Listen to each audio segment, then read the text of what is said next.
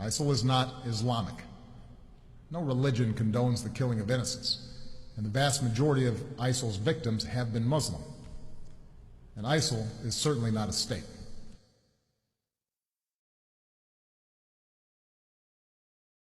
Dear Mr. President, with all due respect, sir, I must tell you that you are wrong about ISIL.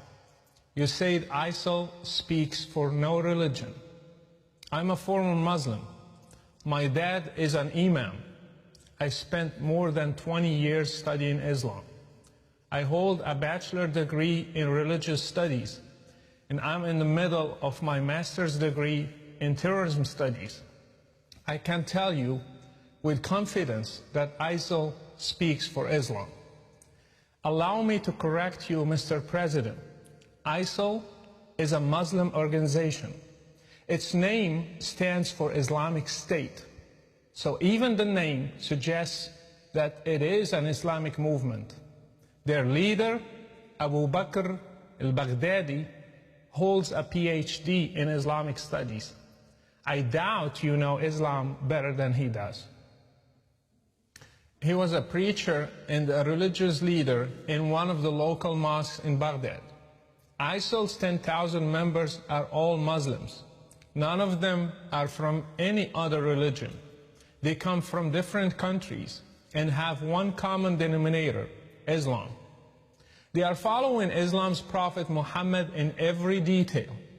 They imitate him by growing their beards, shaving their mustaches, and in the way they dress. They follow his command in the hadith to differentiate themselves from the infidels by wearing their watches on the right instead of the left hand. They implement Sharia in every piece of land they conquer. They pray 5 times a day. They have called for a caliphate, which is a central doctrine in Sunni Islam, and they are willing to die for their religion. They are following the steps of Islam's Prophet Muhammad to the letter. By the way, if you want to understand ISIL, read the oldest biography of Muhammad by Ibn Hisham. This is their model for action. You think that ISIL does not speak for Islam because they beheaded an American and they killed those whom they consider infidels. In the same way, Islam's Prophet Muhammad beheaded in one day between 600 and 900 adult males in a Jewish tribe called Banu Qurayza. In fact, beheading is commanded in the Quran, in Surah 47, the 4th verse. It says, when you meet the unbelievers in fight, smite at their necks. Ironically, this surah is called the Surah of Muhammad. Killing prisoners is also an order from Allah to Muhammad and to all Muslims. It says it is not for a prophet to have captives of war until he inflicts a massacre upon Allah's enemies in the land. Quran 8:67. And by the way, 3 of Muhammad's wives were Jewish girls he kidnapped from his raids on the religious minorities, just as ISIL is doing today.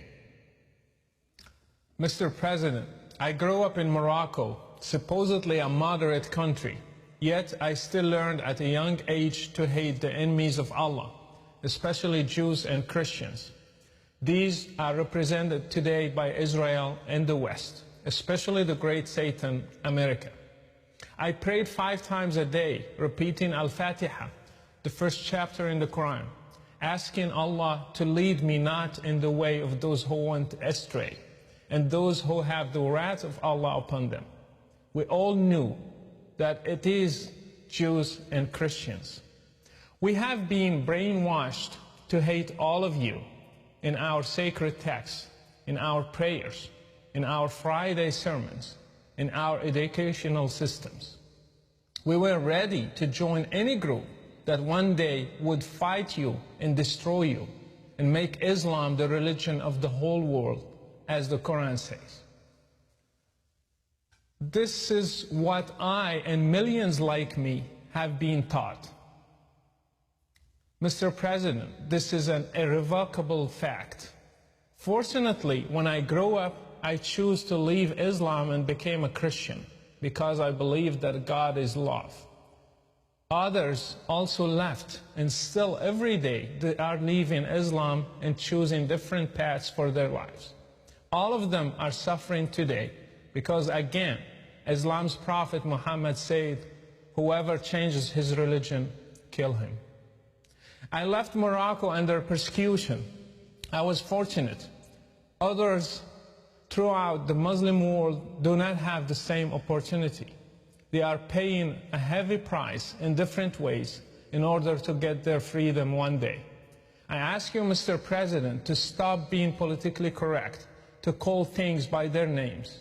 ISIL, Al-Qaeda, Boko Haram, Al-Shabaab in Somalia, the Taliban, and their sister brand names are all made in Islam. Unless the Muslim world deals with Islam and separates religion from state, we will never end this cycle. Until you deal with the root of the problem, you will be just dealing with the symptoms. ISIL is just one symptom. If it disappears, other ISILs will be born under different names. You might ask, then why does ISIL kill other Muslims? The answer is that they consider them infidels, not Muslims. Do you know that all 4 schools in Islam agree that if a Muslim stops praying, he should be asked to repent, and if he does not, he should be killed? Do you know that Muhammad tried to burn his own companions when they stopped coming to prayers? So anything that qualifies a Muslim to be an infidel can be a reason for killing him, even neglecting to pray. If Islam is not the problem, then why is it that there are millions of Christians in the Middle East, and yet none of them has ever blown up himself to become a martyr? Even though they live under the same economic and political circumstances, and even worse. Why have many Muslims in the West also joined ISIL if Islam is not the reason? Why have even new converts to Islam become terrorists?